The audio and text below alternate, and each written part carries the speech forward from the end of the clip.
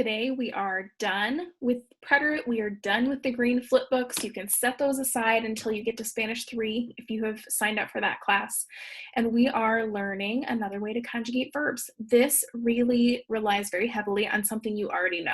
It is 10 million times easier than the preterite. I think it's even easier than the imperfect. So let's take a look. These are called affirmative Tú commands, or positive Tú commands is another way to say it. I'll kind of use either one. So before I jump into talking to you about how to form it, let's talk about what does affirmative Tú command even mean. We're going to work backwards a little bit. So what is a command? A command is telling someone to do something. Now it can be bossy, like saying to your brother, do my chores.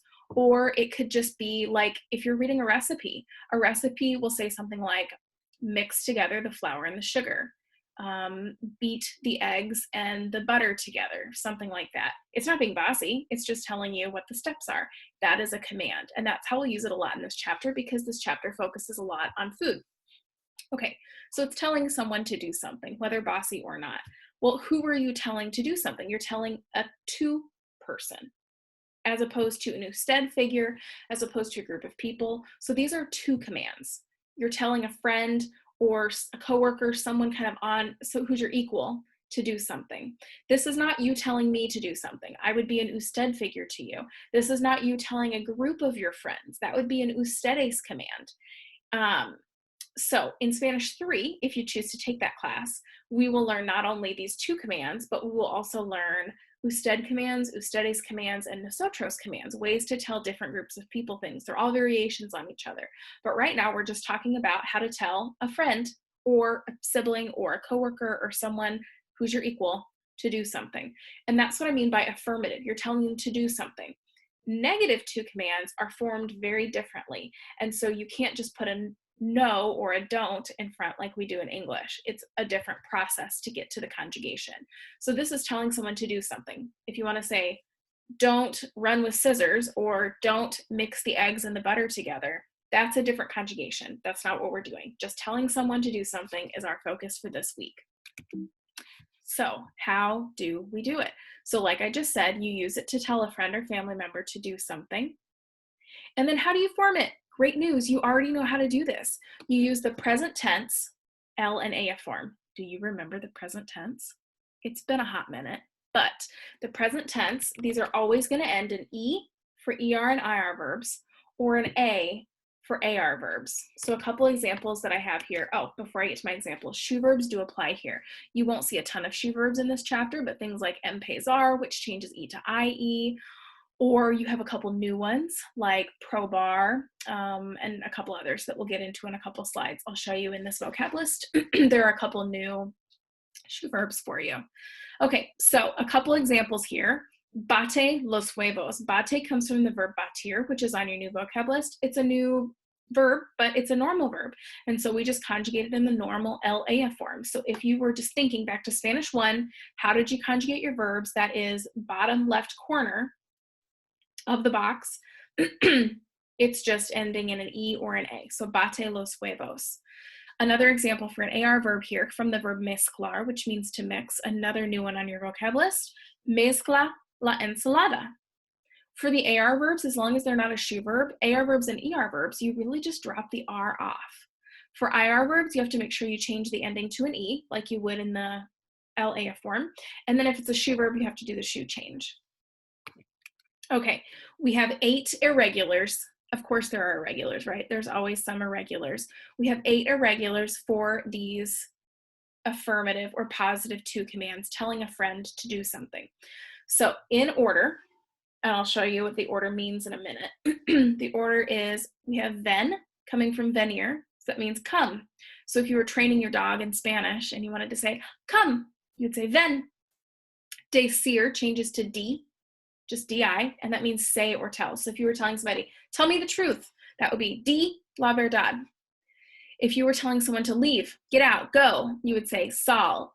You actually also have sal on your vocab list. Sal also means salt, but you could probably tell the difference if you're telling someone to leave or if you're shouting salt, you need some salt. Hacer changes to as, so that means do or make. So if I wanted to tell one of you, do your homework, I would say haz la tarea.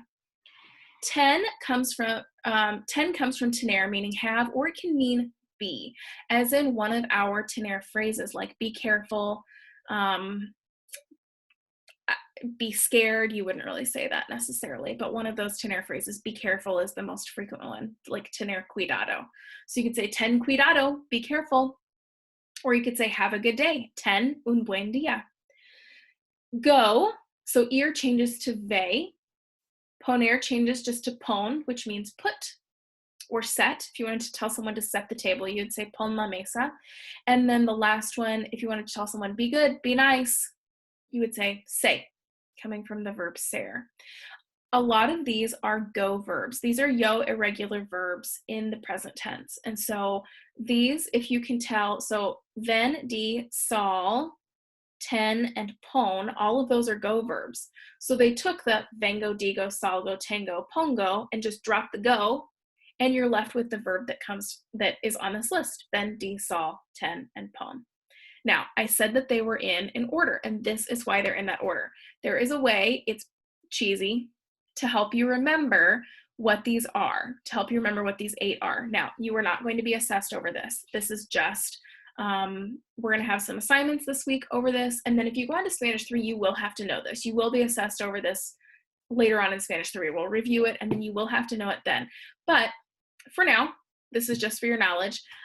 We have a shortcut to help you remember these 8, and it is kind of trying to put these together. So it is, Vin Diesel has 10 weapons, but you have to imagine it as if you have some kind of accent. So I put them in order here and underlined so you could kind of see. So this is, I mean, you can see that, right? So Vin Diesel has 10 weapons. This one you have to use your imagination a little bit. Like I said, it's cheesy, but you know what? It works. It's really helpful to people. So those are the 8 irregulars in that order. You have a couple new irregulars on your list. By irregular, I just mean they're new shoe verbs. And so they're going to be irregular, sort of, in this new way of conjugating, in these affirmative or positive to commands. So freír means to fry.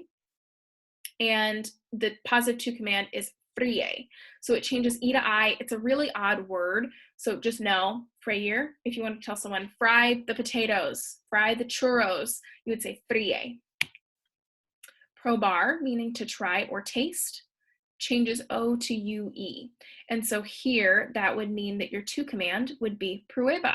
So if you want to tell someone, hey, try these cookies I just made, you would say prueba. And then the last one on your list, to boil, is hervir, and it changes E to IE. And so it would be hierve. Hierve means boil. If I want to say, hey, we're going to have pasta for dinner, boil the water. Hierve el agua. Okay, I would love for you to give these a shot. Try to translate these on your paper, and I will show you the answers in just a minute. I think all of the words should be on your vocab list. I've given you the verb, so put the verb in that affirmative to command form, and then translate the rest using your vocab list. Ready for some answers? If not, hit pause.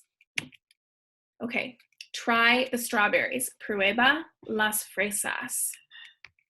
Add the salt, añade la sal. Eat the snack, come la merienda. Go to the supermarket, ve al supermercado. And fry the potatoes, frie las patatas. So 1 and 5 are those new shoe verbs I just told you about.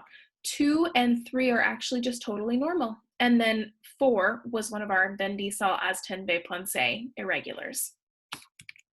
Okay, if you are not going on to Spanish 3, feel free to end this video and then do the quick Kahoot activity that I have for you, and have a great day. If you're going on to Spanish 3, you have a little bit more that I just want you to have heard of before you go on to Spanish 3. You're not going to have practice with this week, but it will come up big time in Spanish 3, and I want you to have seen it at least once. So we use commands with pronouns a lot.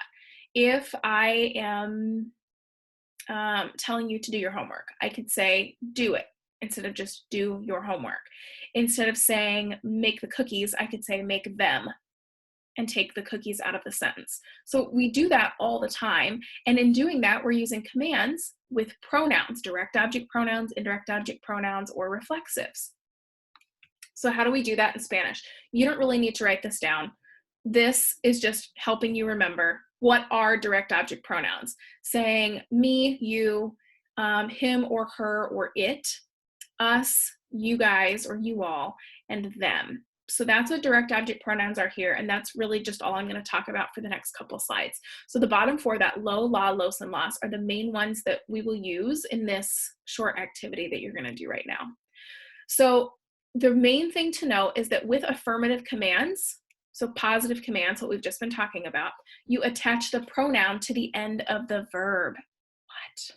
You smash it onto the end. So instead of putting it in front, which is where you put pronouns most of the time, you have to attach them to the end when it's a positive command.